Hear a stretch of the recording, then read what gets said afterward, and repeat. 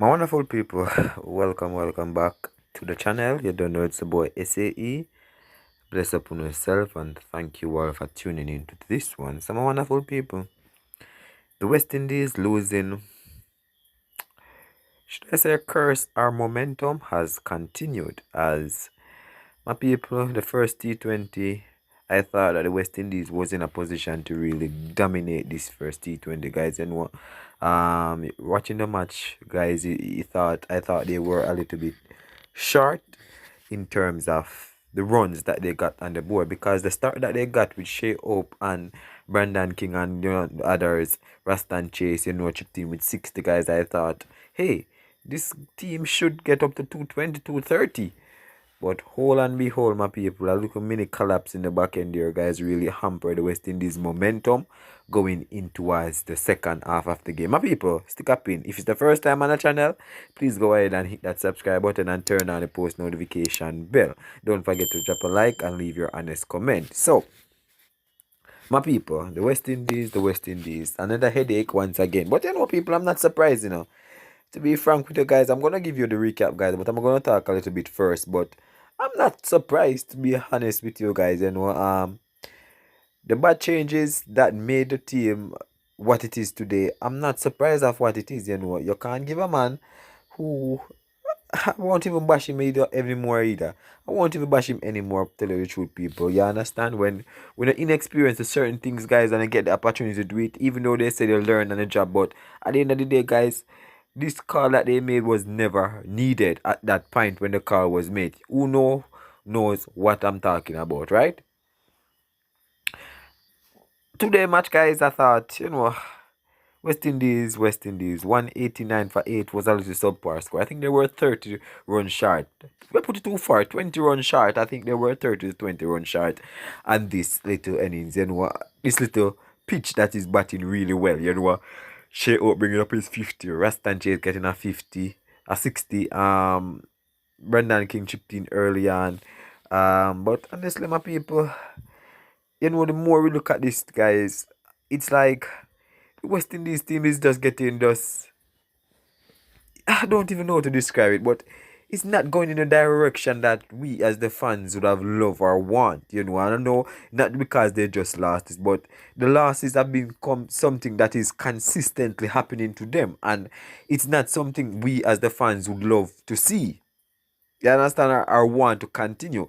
But my people, it is what it is, to be frank with you. I'm tired of talking about them in the negative light, and because what are the people saying to them are going to one ears and go to the other ears.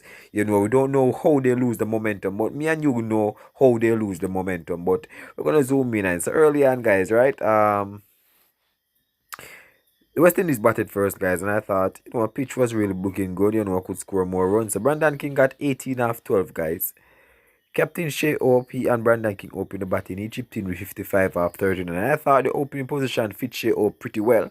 That's where I think he belongs. And there are some milestones in the matches today, guys. Shea OP bringing up his 1,000 runs in T20 International. Shimran Hetmer also bringing up his 1,000 runs in T20 International as well. So a good little achievement for these two players. Shimran Hetmer kind of surprised me in terms of, because the potential and talent that he has, he should have done that long time ago. But it is what it is. He hasn't really invested in these colors a lot, but I think he played a really good cameo today.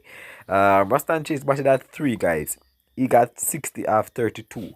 I think he really played a good anchoring role for the West Indies today with the bat, and if they can continue with him there and really help develop him in a sense where, if he can be more consistent with his batting, then that position would fit him pretty well. But, he's not consistent in terms of regularly consistent. He's a man that, he chipped in here and there, you understand? So he got 60 off 32. No, Shimon Hetmeyer, guys, came in next. He got 38 of 19 in 2, 4, and 3 6. I thought he batted really well. At one point, I think if he didn't get out, the team would have reached over the 200 run mark, guys. And I think they would have been feeling safer than that 189, right?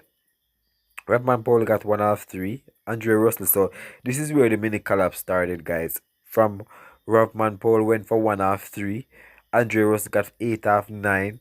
Sherfin Rutherford got 0 off 1. He was bowled, first ball. Then Jason Ola got duck off 2 delivery. Then Gulakish Moti and Alzari Joseph finished not out. Joseph got 3 off 3.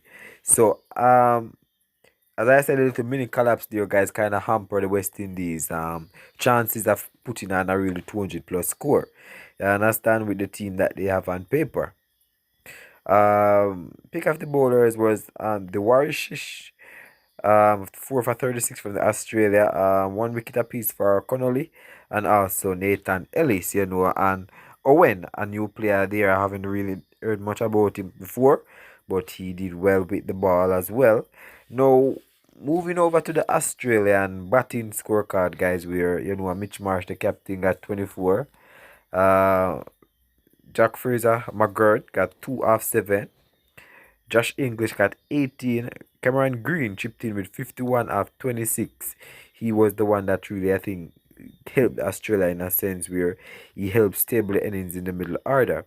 Glenn Maxwell got 11 off 10. Owen, no, the all-rounder here, got 50 off 27. Really good batting from him. 50 off 27, guys. So it was really good batting from him. Connolly got 13 off 8. The Warshish got 5 off 6 not out, and Sean Abbott, or should I say Cian Abbott, got 5 off 4. These two basically finished the game for Australia. Right, my people? So the pick of the wicket takers for the West Indies were 2 wicket for Jason Holder, 2 for Alzarri. Jason Holder got 2 for 32 off his 4 overs. Andrew Russell got none for 37. Akeem Hussain got 1 for 35 off his 4 overs. Alzarri Joseph bowled 3.5 overs, 39 runs score off him 2 wicket. Gulakish Moti got 2 for 29. And it's good to really see Gulakish Moti back in the wicket column, people. It's something that we have been stressing about, that Moti, our one's lethal wicket taker in the middle phase, haven't really been effective enough, and I thought this contributed to a lot of West Indies losing in the previous matches, because in the middle phase they normally would have